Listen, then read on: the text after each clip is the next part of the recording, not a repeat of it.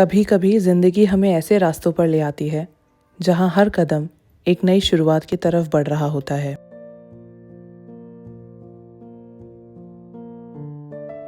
ये वही घर है जहां हमने बहुत सारी यादें बनाई हैं। हर कोना, हर पौधा, हर दीवार हमारी रोज़मर्रा की ज़िंदगी का हिस्सा बन चुका है। लेकिन ज़िंदगी की खूबसूरती ही यही है कि कभी कभी हमें आगे भी बढ़ना पड़ता है। आज का दिन थोड़ा अलग था, थोड़ा नया और शायद थोड़ा खास भी। दिन की शुरुआत हमेशा की तरह मैं तैयार हो रही थी और उधर इवान अपनी ही दुनिया में मग्न था। खेलते खेलते उसने कैमरे की तरफ देखा और कहा,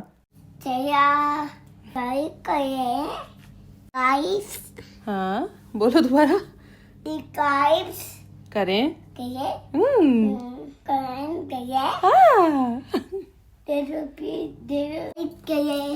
हाँ। और उस मासूमियत ने सुबह को और भी खूबसूरत बना दिया।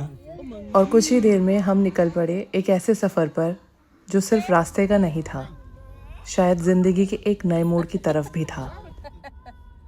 लंबा रास्ता था, खिड़की के बाहर बदलते दृश्य, गाड़ी के अंदर छोटी छोटी बातें और बीच बीच में इवान की शरारतें। कभी वो मेरी तरफ देखकर मुस्कुरा देता तो कभी अपने छोटे से फ़ोन के साथ अपनी ही दुनिया में खो जाता। कभी उस फ़ोन में ना जाने क्या देखकर खिलखिला देता तो कभी स्क्रीन पर अपनी उंगलियां ऐसे चलाता जैसे कोई बहुत बड़ा काम कर रहा हो। उसके लिए ये सफ़र किसी बड़े बदलाव की कहानी नहीं है। उसके लिए तो बस ये एक नया एडवेंचर है। उसकी ये छोटी छोटी बातें, हंसी और मासूम शरारतें पूरे सफ़र को हल्का और खुशियों से भरा बना रही थीं। उसे मंजिल से ज़्यादा ये सफ़र अच्छा लग रहा था। और सच कहूँ तो आज इस लंबे रास्ते में अगर इवान की ये छोटी छोटी शरारतें ना होती तो शायद ये सफ़र इतना खूबसूरत भी ना लगता। रास्ता लंबा था और गाड़ी अपनी रफ्तार से आगे बढ़ रही थी। खिड़की के बाहर बदलते हुए नज़ारे, कभी खेत, कभी छोटे छोटे कस्बे और कभी लंबी सी सड़क जो दूर तक जाती हुई दिखाई दे रही थी। थोड़ी देर बाद हमने रास्ते में एक छोटा सा हॉल्ट लिया। थोड़ा सा आराम और थोड़ा सा खाना। भूख बहुत ज़ोरों की लगी थी। इवान को गोदी में लिए मैंने अपना खाना शुरू कर दिया। मेरे लिए थोड़ा सा स्पाइसी था। और फिर हम चल पड़े अपनी मंजिल की ओर और कुछ ही देर में पहुंच गए वहां जहां शायद आने वाले समय में हमारी नई शुरुआत लिखी जा सकती है। जैसे ही हम पहुंचे, इवान सीधे नेमपाल भैया की गोद में चढ़ गया और चला गया अपने पापा के पास, मानो उसे हर जगह अपना घर मिल जाता हो। फिर शुरू हुआ घर देखने का सिलसिला।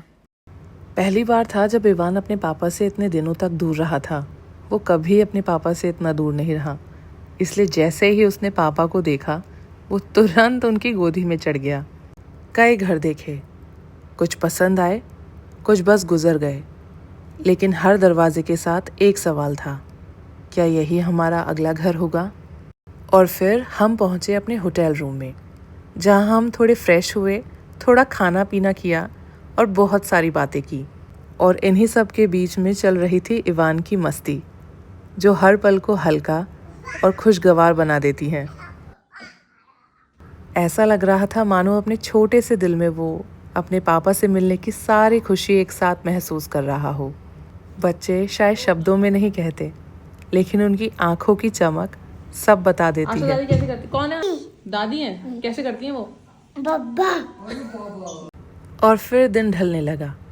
हमने वापस अपने घर की तरफ लौटने का फैसला किया, लेकिन इस बार सफ़र थोड़ा अलग था, क्योंकि अब दिल में एक नई सोच थी, एक नई संभावना और शायद एक नई शुरुआत का एहसास भी।